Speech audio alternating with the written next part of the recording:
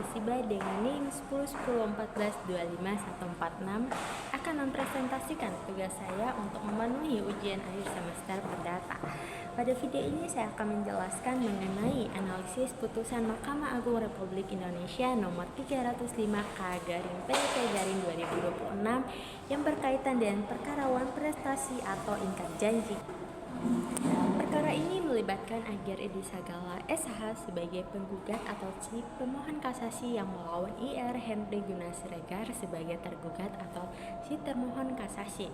Agir Edi Sagala berkedudukan sebagai pihak yang memberikan pinjaman serta mengajukan gugatan karena si tergugat dianggap tidak memenuhi kewajiban pembayaran utang.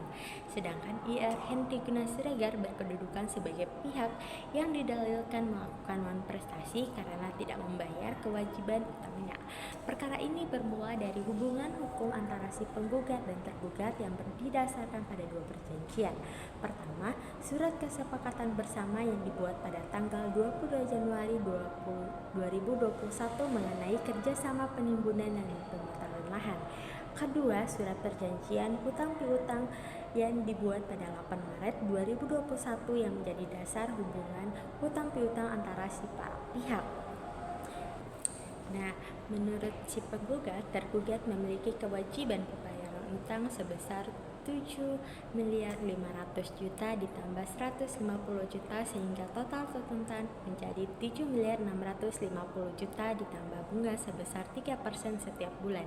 Karena tergugat dianggap tidak melakukan pembayaran sesuai isi perjanjian, si penggugat menilai bahwa tergugat telah melakukan wan prestasi atau ingkar janji.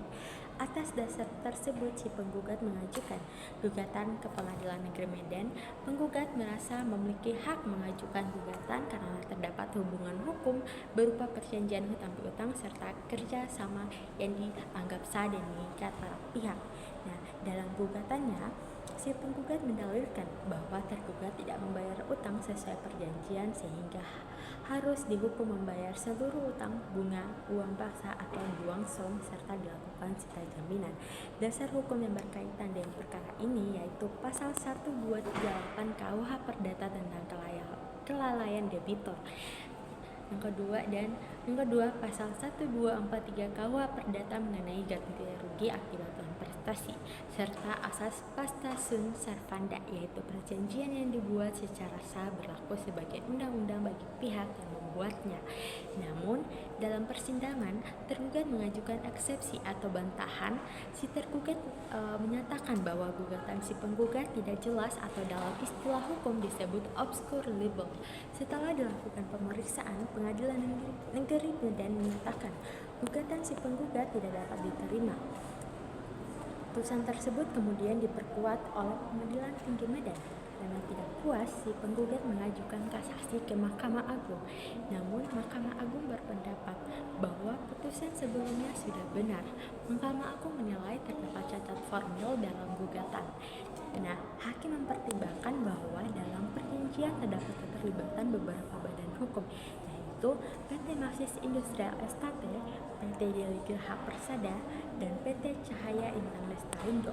Namun, perusahaan-perusahaan tersebut tidak dilibatkan dalam gugatan sehingga identitas pihak yang terlibat menjadi tidak jelas. Akibatnya, gugatan dinilai sebagai obscure libel atau gugatan yang kabur.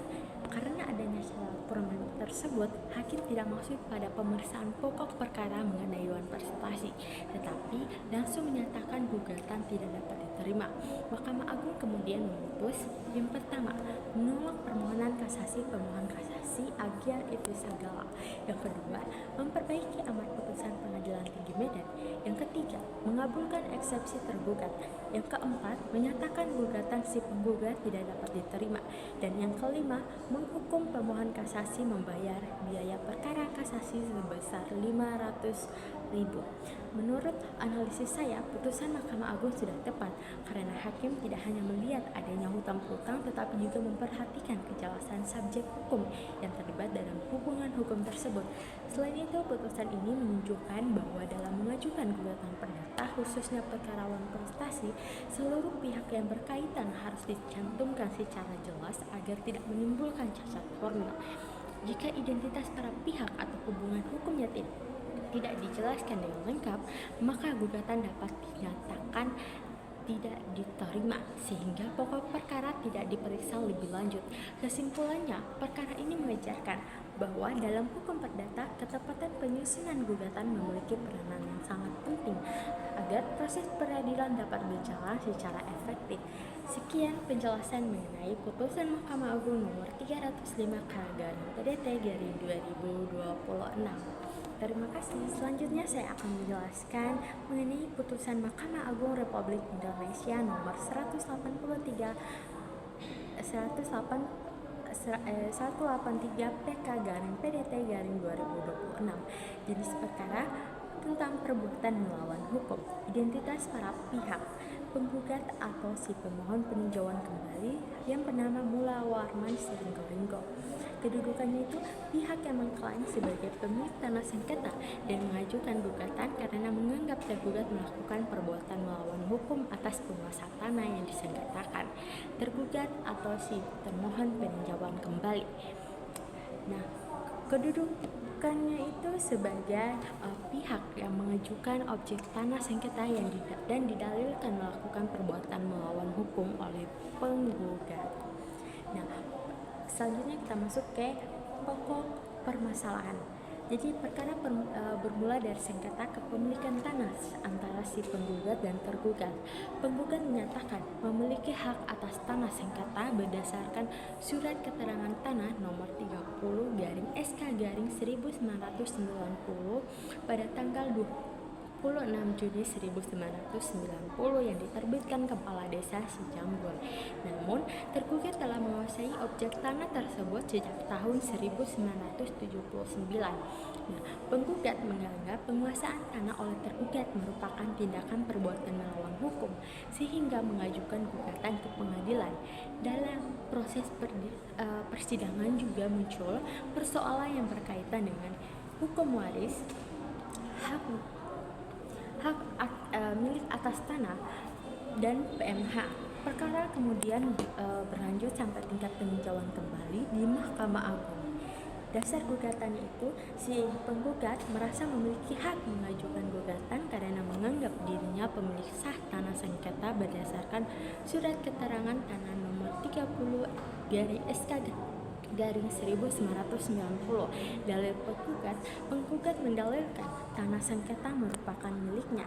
Tergugat menguasai tanah tanpa hak. Penguasaan tanah oleh tergugat merupakan perbuatan melawan hukum.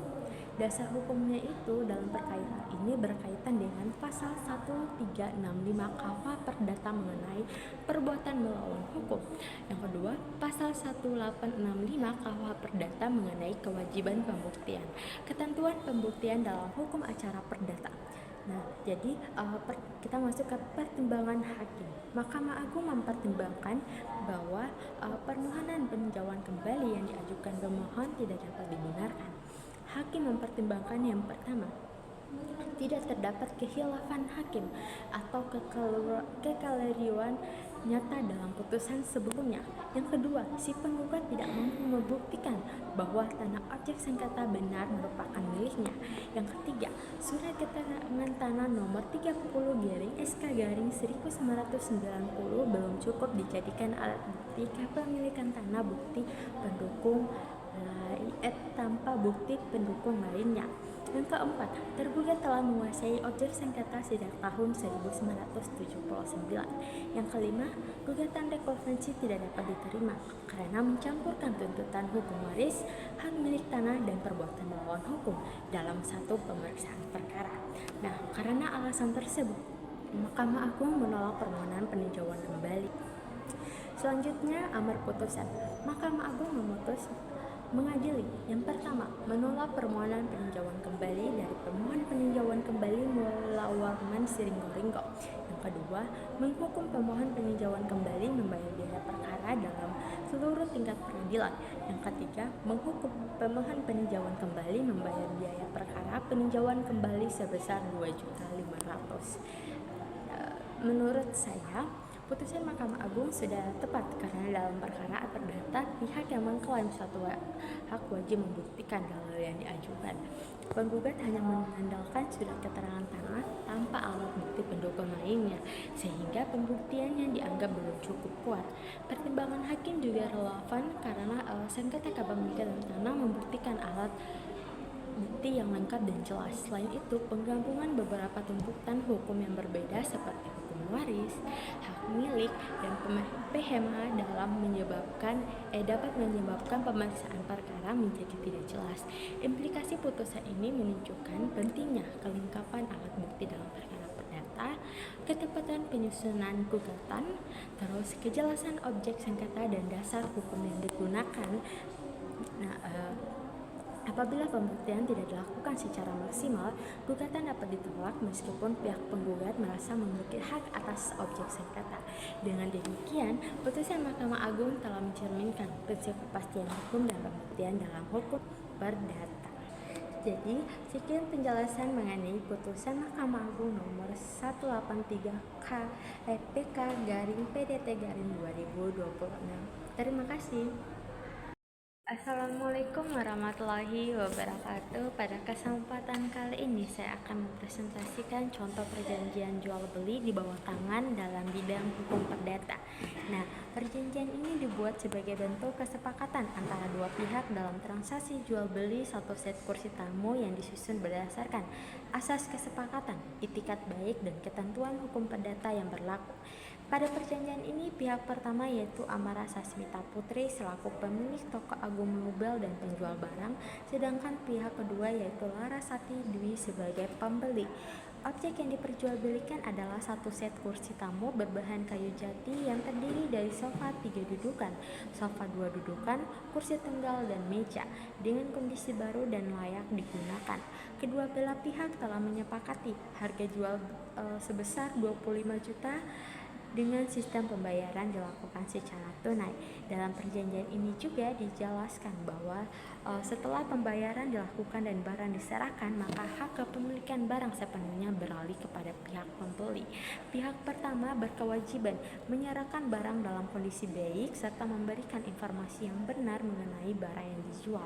Sementara pihak kedua berkewajiban melakukan pembayaran sesuai kesepakatan dan berhak menerima barang dalam kondisi baik. Apabila salah satu pihak tidak melaksanakan kewajibannya, maka dapat dianggap melakukan manifestasi atau ingkar janji dan pihak yang dirugikan berhak menuntut ganti rugi sesuai hukum yang berlaku. Jika terjadi perselisihan, penyelesaian dilakukan terlebih dahulu secara musyawarah.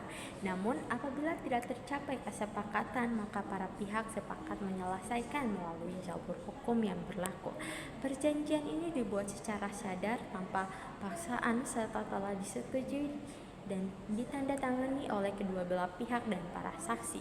Demikian contoh perjanjian jual beli di bawah tangan yang telah saya sampaikan. Dari perjanjian ini dapat dipahami bahwa suatu perjanjian dalam hukum perdata harus dibuat secara jelas agar memberikan kepastian hukum serta perlindungan bagi para pihak yang terlibat. Nah, selanjutnya saya akan mempresentasikan contoh akta jual beli yang dibuat di hadapan notaris sebagai salah satu bentuk perjanjian dalam hukum perdata. Akta ini dibuat secara resmi oleh notaris sebagai pejabat umum yang berwenang sehingga memiliki kekuatan pembuktian yang lebih kuat dibandingkan perjanjian di bawah tangan. Nah, jadi akta ini dibuat pada tanggal 13 Mei 2026 di Kota Gorontalo di hadapan Lucy Anggraini, sarjana hukum magister kenotariatan selaku notaris di Kota Gorontalo. Notaris ini memiliki peran penting dalam pembuatan akta karena notaris merupakan pejabat umum yang berwenang membuat akta otentik sehingga memiliki kekuatan pembuktian yang lebih kuat. Nah, dalam akta ini pihak pertama atau penjual adalah Chandra Ahmad yang bertindak sebagai pemilik kendaraan yang dijual, sedangkan pihak kedua atau pembeli adalah Ridho Ramadan yang bertindak sebagai pihak yang membeli kendaraan tersebut. Objek jual beli dalam akta ini adalah satu unit mobil Toyota Calya tahun 2026 berwarna silver metalik berbahan bakar bensin dengan kondisi kendaraan yang baik. Kedua belah pihak telah menyepakati harga jual kendaraan sebesar 180 juta dengan sistem pembayaran dilakukan secara tunai. Setelah pembayaran dilakukan secara lunas, pihak penjual berkewajiban menyerahkan mobil beserta dokumen kendaraan kepada pihak pembeli. Nah, dalam akta ini juga dijelaskan bahwa kendaraan yang dijual merupakan milik sah pihak penjual, tidak dalam sengketa dan tidak sedang dijaminkan kepada pihak lain. Selanjutnya, setelah kendaraan diserahkan, maka segala risiko seperti kerusakan maupun kehilangan menjadi tanggung jawab pihak pembeli. Akta ini juga mengatur mengenai force majeure, yaitu keadaan di luar kemampuan para pihak seperti bencana alam, wabah penyakit, atau keadaan tertentu yang menyebabkan isi perjanjian tidak dapat dilaksanakan.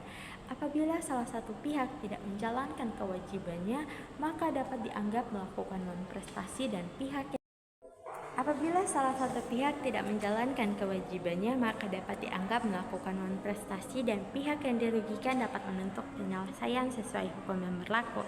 Nah, jika terjadi perselisihan, maka para pihak terlebih dahulu menyelesaikannya secara musyawarah, dan apabila tidak tercapai kesepakatan, maka dapat diselesaikan melalui jalur hukum.